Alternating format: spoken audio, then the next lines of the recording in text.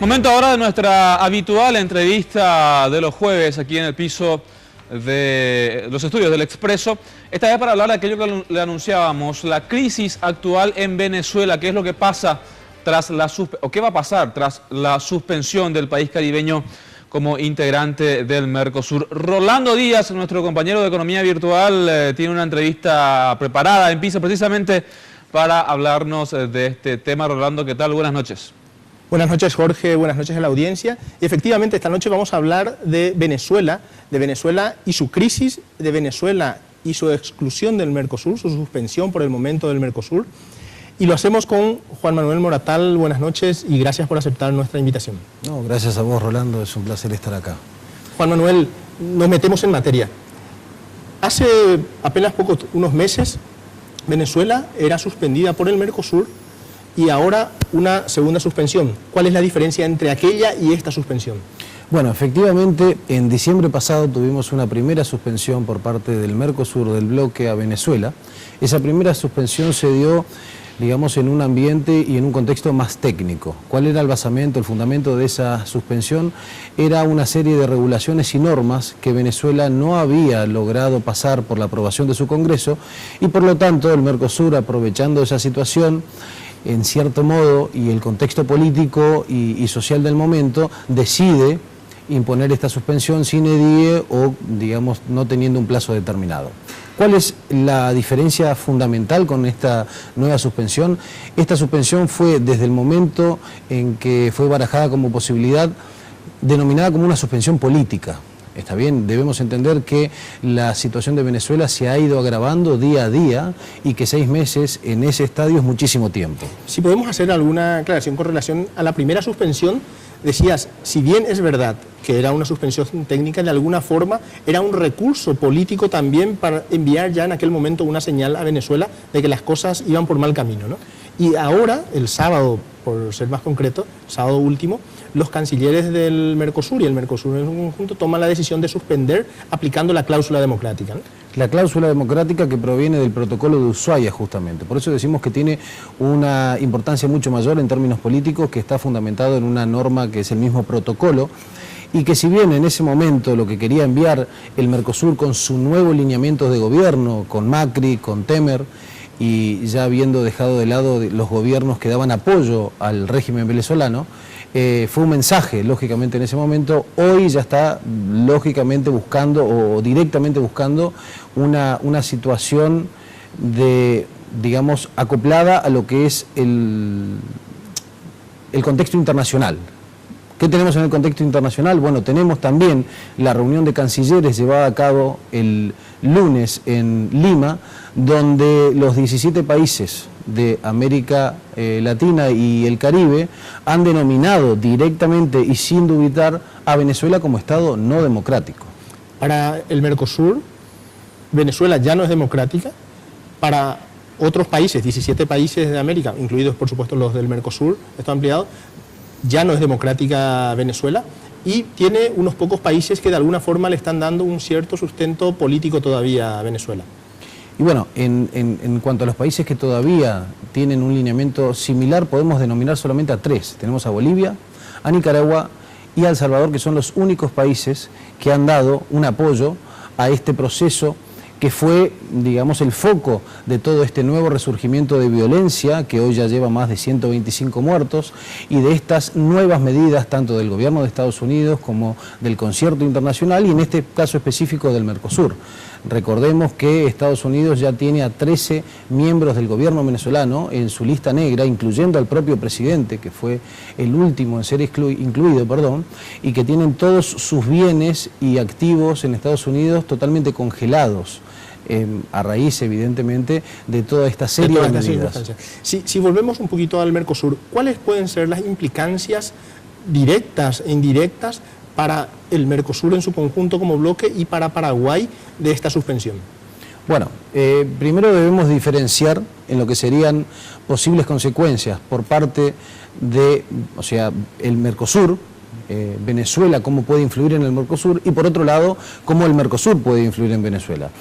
En el primer caso debemos esperar evidentemente muy poca consecuencia, por no decir ninguna. Para esto también hacemos alusión a que el comercio entre Mercosur y Venezuela en los últimos meses ha bajado un 70%, o sea, se ha reducido a menos de la mitad. Si lo tomamos específicamente en cada uno de los países, debemos hacer alusión a que Brasil era el que más tenía comercio con Venezuela, Argentina en segundo lugar exportando principalmente porque el único importador era Brasil, y que Paraguay prácticamente tenía un comercio nulo, por lo tanto no podemos esperar ningún tipo de repercusión importante. Ahora bien, en el segundo caso, la medida del Mercosur, la falta de comercio, evidentemente produce en Venezuela que se agrave y se profundice esa crisis. Recordemos la falta de víveres, la falta de acceso a servicios básicos, inclusive a la alimentación. Esto proviene lógicamente de la serie de medidas que los países están tomando y que tienen repercusión en la vida cotidiana del venezolano. Del venezolano, ¿no? Y efectivamente, para los demás países de la región, estos 17 países que hoy o el lunes acaban de tomar hacer esta declaración en términos de que Venezuela ya no es considerado un Estado democrático, un país democrático, ¿cómo puede afectar esto a Venezuela, esa declaración? Porque finalmente no es otra cosa que una declaración que sí tiene incidencia política, pero no sabemos si va a tener alguna incidencia hacia adentro de Venezuela como para que cambie la situación. Y bueno, en términos de influencia, y si nos llevamos por lo que dicta la realidad, debemos decir que no mucha. ¿Por qué? Porque el gobierno de Maduro ha ido profundizando y ha seguido sus lineamientos a capa y espada y contra todo pronóstico. Ahora bien, la constituyente es prueba clara de ello, ¿no? Tal cual, la Asamblea Nacional Constituyente, que según números oficiales llevó a votar a más de 8 millones de venezolanos. Cuando no había competencia.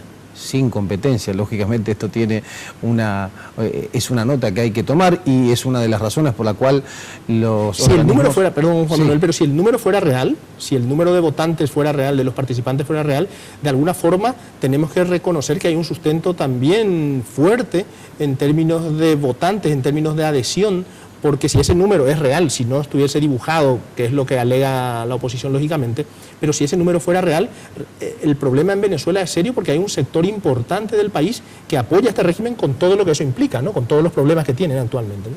Tal cual, y por eso hablamos de que la influencia externa hasta el momento no ha rendido sus frutos, y que el concierto internacional de naciones, los demás países de América, deben empezar a tomar nota de esa situación interna. Existe una parte de la población, que puede ser discutible o no, pero que es una parte importante de la población, que apoya este gobierno, que apoya este régimen. Y la oposición no ha sabido capitalizar tampoco hasta este momento toda la fuerza que le está viniendo desde fuera, ¿no? No, evidentemente alega también que existe, según lo expresado por ellos mismos, un terrorismo de Estado, con la encarcelación de ciertos miembros representativos de la oposición, con el impedimento de participar en las elecciones, pero inclusive con estas razones hay que tomar nota y hay que entender cuáles son los mecanismos apropiados para que el cambio también se produzca no solamente de afuera hacia adentro, sino de adentro también hacia afuera.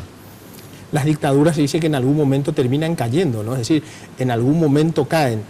Sin embargo, esto tampoco es absoluto, ¿no? Y con Venezuela no sabemos o con el régimen actual imperante en Venezuela, no sabemos si ese final está cerca o queda mucho Maduro o mucho chavismo o mucho bolivarismo en Venezuela por más tiempo, ¿no? Así es, realmente sería bastante temerario arrojar algún tipo de proyección de tiempo en cuanto a lo que le puede quedar al gobierno de Maduro, porque los que lo han hecho hasta el momento se han equivocado. Ha durado más de lo que muchos pensaban, y evidentemente tiene una convicción y una vocación de poder. Y una fuerza, ¿no? Una fuerza que está llevándose por delante inclusive a la opinión internacional, a la presión de los otros países, y que el problema principal es que la población venezolana se ve atrapada en esta lucha de poderes. Y sigue teniendo una caja importante, ¿no? El petróleo todavía sigue aportando recursos como para sostener este régimen, porque finalmente sostener este régimen en estas circunstancias debe ser complicado en términos económicos. Y eso nos lleva a otro tema importante. Estados Unidos, uno de los socios comerciales en materia petrolera bastante importantes de Venezuela, ataca políticamente pero el tema del petróleo, en cuanto al el comercio que tienen unos con otros, se mantiene intacto.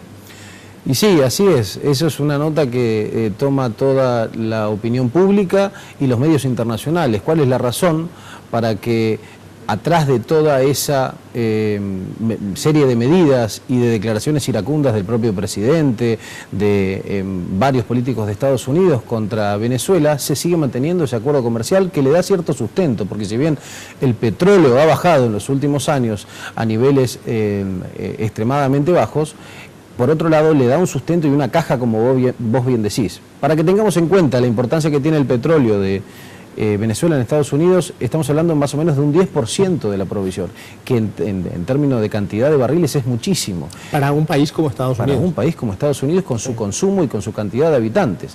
Entonces, si estamos hablando del 10%, sumado al hecho de que tendrían que utilizar reservas propias si se terminara ese acuerdo, esto podría impactar en el precio, podría impactar inclusive en la mano de obra de los países, de los estados procesadores del sur, Texas y Florida. Evidentemente es un costo político que nadie quiere pagar, y que prueba de esto es la propia declaración que hace el Congreso de Estados Unidos pidiendo mesura y reflexión al propio Trump cuando habla de tema petrolífero con Venezuela. Es decir, se puede hablar de los temas políticos, se puede presionar políticamente, pero incluso el mismo Congreso americano de alguna forma llama la atención como para que no se introduzca la cuestión o se lleve la cuestión de la crisis al petróleo, porque le podría afectar directamente a la economía de Estados Unidos. Tal cual, tendría sus consecuencias, y este no es un momento que ellos quieran ver afectado su plan y su matriz energética. Y ambos países están en esa circunstancia, porque de la misma forma que para Estados Unidos es importante esa provisión, para Venezuela es muy importante también seguir realizando esa provisión, porque justamente aumenta su caja, ¿no?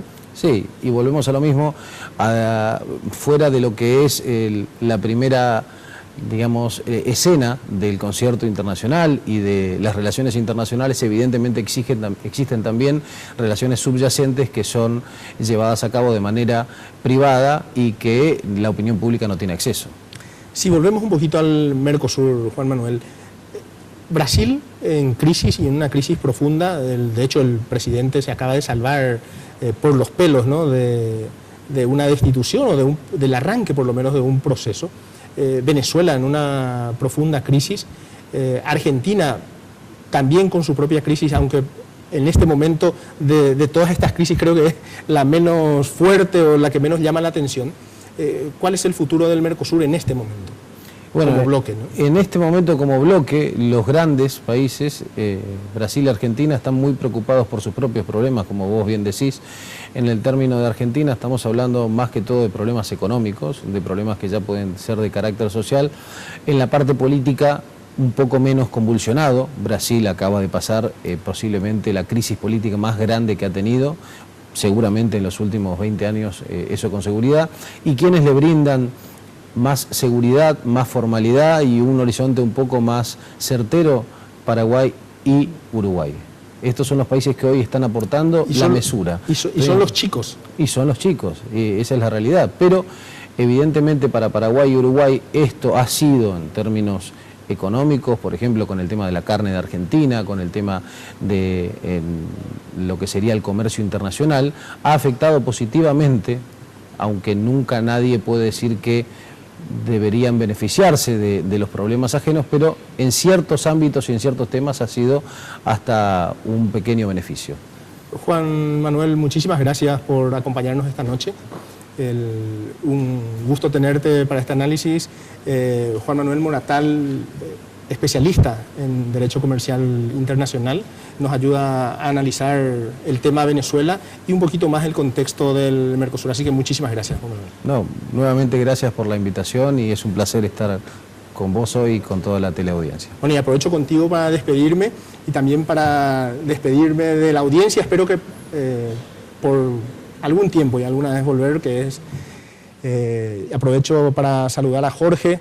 Muchísimas gracias por el espacio al canal, a Economía Virtual, saludar a Miriam y también a Horacio y al todo el equipo de Red Guaraní. Y aprovecho para saludarte, Jorge, a ti en representación de todos, agradecerles este espacio y espero volver pronto a esta casa. Sí, no, Rolando, la verdad nosotros sumamente agradecidos con vos Un trabajo impecable el tuyo en todo este tiempo al frente de este segmento de entrevistas aquí en el Expreso, y de parte mía, y hago extensa, por supuesto, hago extenso el deseo por parte de todos los chicos y todos los que trabajamos diariamente aquí en Red Guaraní, desearte el mayor de los éxitos y que este nuevo emprendimiento personal signifique eso, ¿no? Enriquecimiento personal, profesional, y por supuesto las puertas abiertas, como sabes, del canal para volver a trabajar contigo en cualquier otro momento, ¿eh? Muchísimas gracias, Jorge, nuevamente a ti, al canal y a la audiencia. Bien, así se despedía de nosotros Rolando Díaz por un tiempo. Ojalá lo tengamos de vuelta próximamente con nosotros aquí. Le agradecemos también, por supuesto, al entrevistado. Una pausa comercial y enseguida seguimos informando.